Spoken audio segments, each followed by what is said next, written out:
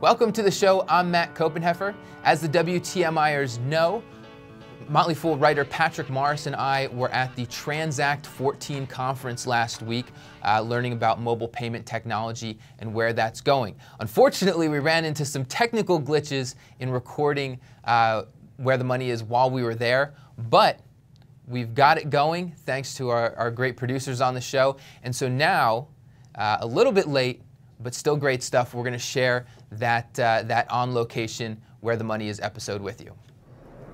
Hello, Where the Money Is faithful. Once again today, I'm Matt Copenheffer here with Patrick Morris. We're at the Electronic Transactions Association Transact 2014 conference in Las Vegas. So again, as with yesterday, we're not exactly live, we're taping live, but we are on location here in Las Vegas. We're getting to hear some of the great speakers and panelists here at Transact 2014, as well as getting to walk the exhibition floor and meet some of the other companies that are here. Patrick, starting the day, we had a really great set of keynote addresses, the first of which was from Visa. This was, well, let me just kick it over to you. What jumped out at you from this keynote from Visa, which I think touched on a lot of really interesting areas? Yeah, one of the really interesting things to me, Matt, coming and hearing from Visa was just the reality that the payment industry itself, there's been seemingly this really interesting blurring of the lines between who some of the more traditional payments providers are, whether it be Visa or MasterCard, but really you have this influx of new dynamics coming from Google and Amazon, and really there has begun this blurring of the lines from those companies. And so you've got that song stuck in my head now. And that's what I'm here for.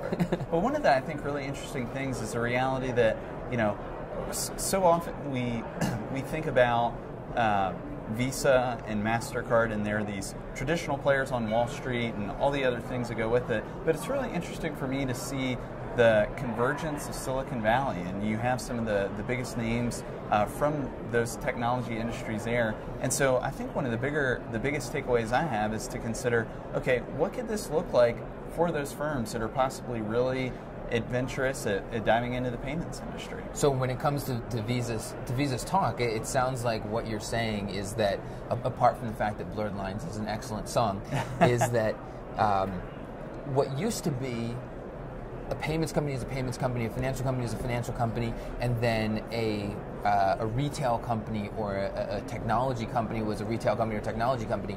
Now it's not quite as clear. Yeah. So now you've got Visa, you've got MasterCard doing what they do, but then you've got Google. Yep. That's innovating in the payment space. You've got who else? I mean, so many of them. You got PayPal, who's in the payment space, owned by eBay.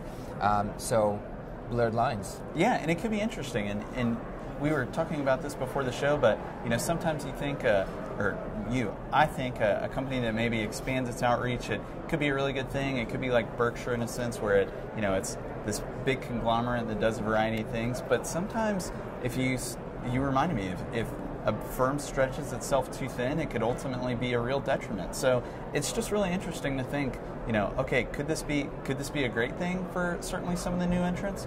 Possibly, but could it be a bad thing? That's also a great possibility as well. So it's just really interesting to consider all that. Yeah, I think the key is whether it plays into that whole ecosystem. So I think that works well for Google. We'll talk a little bit more about that in a minute. But sticking with the Visa keynote, my takeaway was security, security, security. And maybe that's not surprising, but it's still key. And we've had so many of these high-profile incidents over the past year that I think have people really worried. And you know, one of the funny things is that some of the solutions that are now maybe being pushed forward a little bit faster wouldn't have necessarily prevented the security breaches that we've had. So Target, for instance, would not have been prevented by EMV, Europay, Visa, MasterCard, which is that kind of chip on the card that increases the security of the card at the point of transaction. Right. So that wouldn't have helped with Target. Yet the Target breach helped push forward when EMV is going to happen. And my take is that this is a good thing. Yeah. Right. So regardless of the reason, if we're going to get more security in the payment system, that is a plus. And that's what I heard from Visa, just that these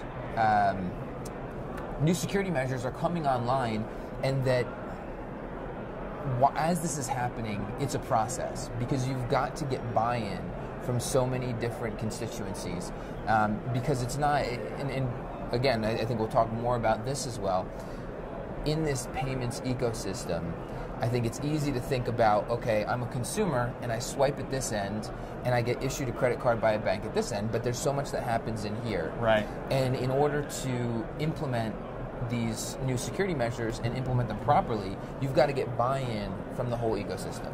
Yep. And I think that's been challenging, but I think that's happening now, and we're going to see a more secure system, or at least that's my hope. That's the hope. The second keynote address was from Ariel Bardin from Google. Yep.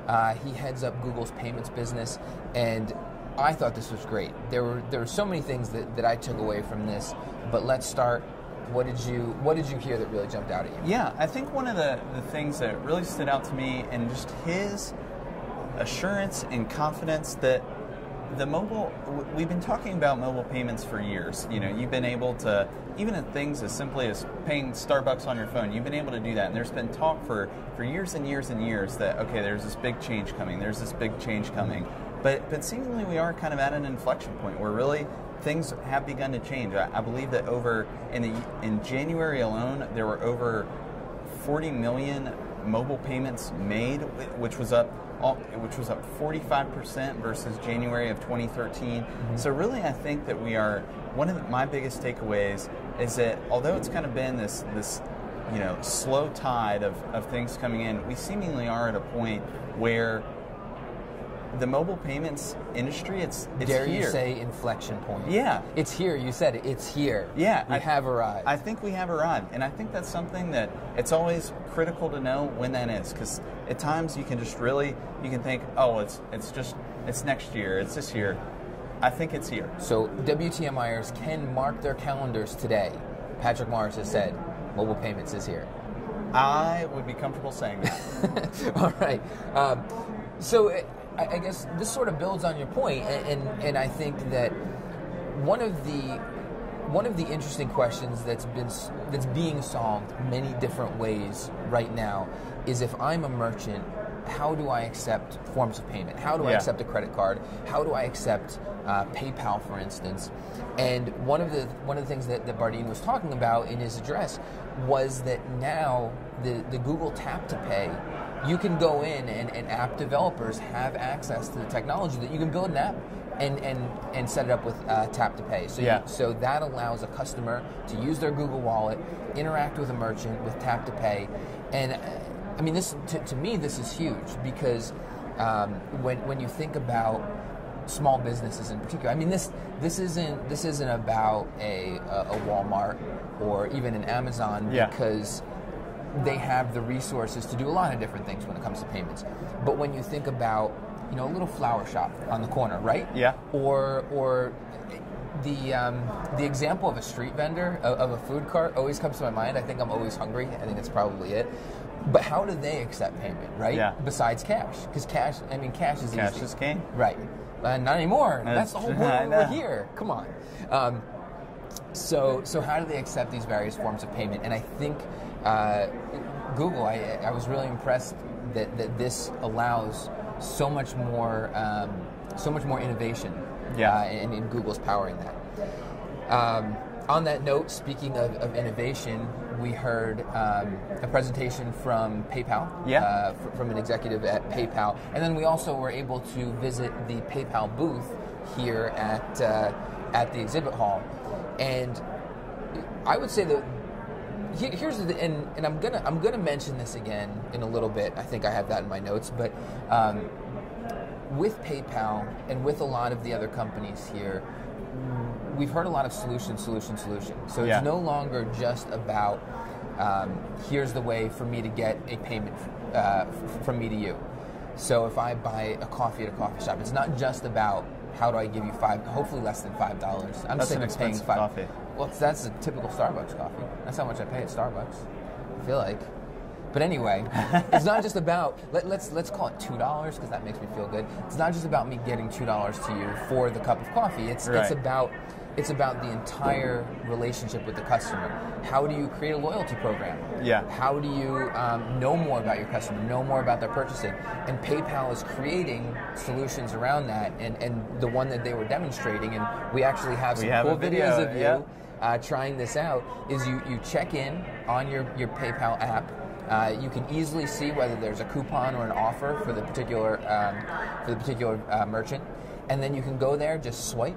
You've paid. They know who you are. They can interact with the information about you, and it just creates a richer interaction with the customers. And I think that was really cool. Yeah, and I would agree with you wholeheartedly. I think one of the really fascinating things to me about PayPal, they have this great ecosystem that they've built, and we saw it demonstrated firsthand, and we interacted with it. And I think one of the really neat things for me about PayPal to really consider is kind of the first mover advantage, where I think when we talk about, okay, the payment landscape, things are changing in it, things are evolving. One of the neat things about PayPal that I really didn't consider before until today, when they showed us just how well known they are and how well used they are, is that I really think their first mover advantage is really compelling. Just that we talked about it earlier, there's concerns about security, privacy, all of these things, and people are already comfortable with PayPal, and to think,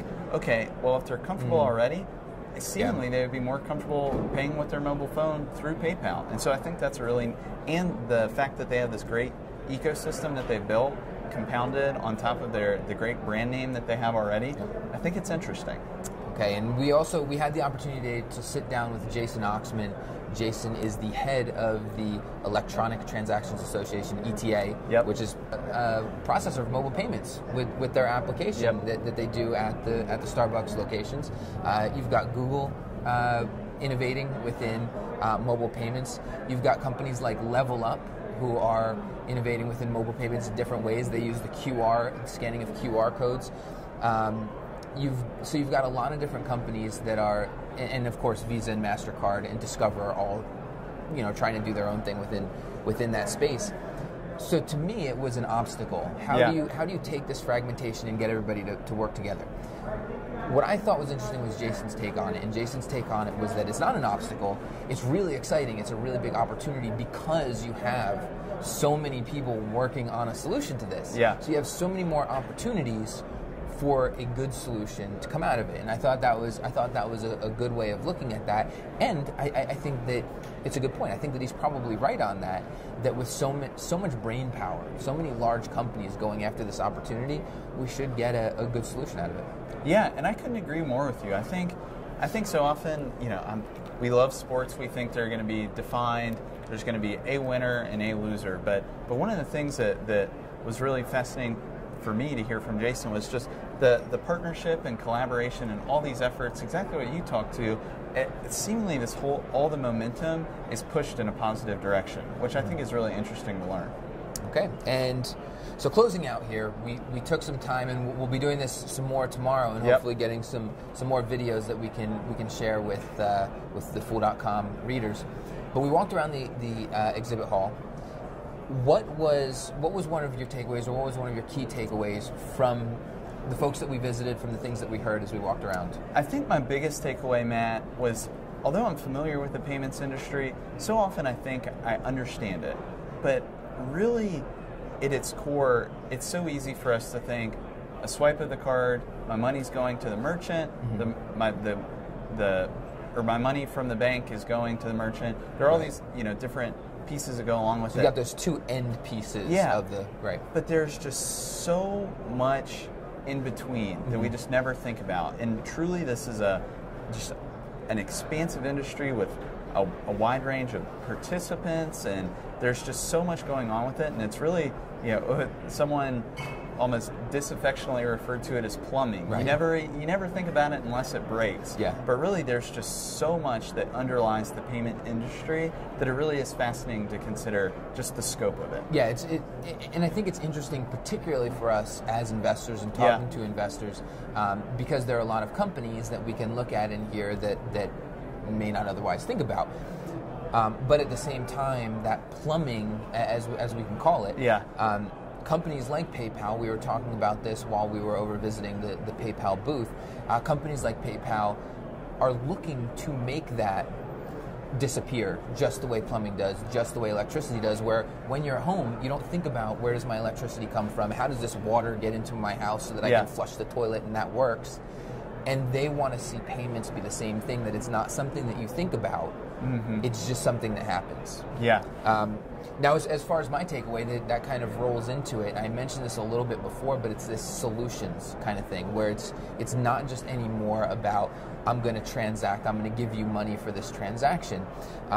It's more about how can we use the event of a transaction happening how can a merchant use the event of a transaction happening to create more of a relationship, a richer relationship with their customer. And you might expect that this would happen from PayPal, right? Because that's online, that's e-commerce kind of thing. You would definitely expect that this would happen from Google, right? Because that's Google's whole thing. How many different touch points can we have with a single person?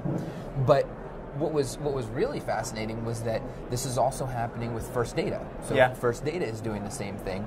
They're generally more on the processing side, but they're looking to create better solutions for their customers through the same thing. And they have some really neat products that we got to see that do exactly that. It's also happening with the hardware companies. So we stopped by and talked with Ingenico. So Ingenico, one of the leading providers, along with Verifone, of those actual hardware terminals that you swipe your card through when you're making a transaction.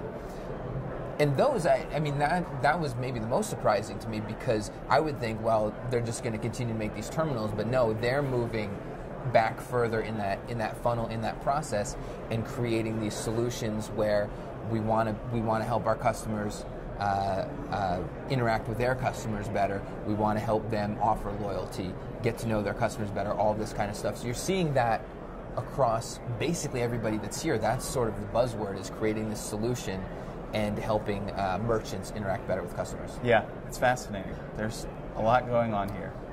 I think that's a good way to put it. There is a lot going on here. And there's so much going on here that we will be back for another day tomorrow. We'll be continuing to film here. We'll be back to the normal Where the Money Is tomorrow, so you can look forward to that. But Patrick and I will continue to be here, continue to film, and hopefully get all of you WTMIers some more great stuff from the ETA Transact 14 conference. But for now, that's all we've got. We'll see you tomorrow. People on the show may have interest in the stocks they talk about, and the Motley Fool may have formal recommendations for or against. Don't buy or sell stocks based solely on what you hear.